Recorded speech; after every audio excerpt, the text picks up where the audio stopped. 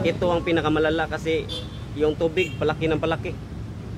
Tapos may kasamang malakas na hangin. Yung mga bubunga iba lumilipad na. Sobrang takot ko kahapon kasi nagliliparan na yung mga yero. Palaki na yung tubig. Muntik na nga ako malunod kahapon. Inanod ako sa sobrang lakas ng baha.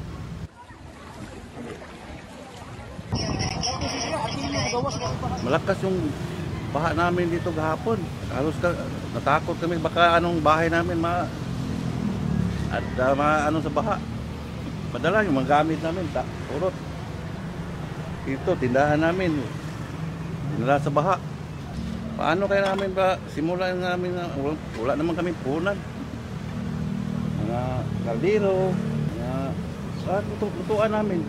Ubos yung bisikleta ko dito para tindahan, wala. Naano sa baha. Wala ako na yung bahay namin, wala nang laman.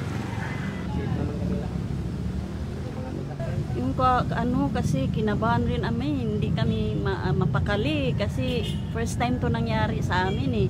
Tapos nandito yung anak ko nakatira 2, tapos ako nakabukod naman ako.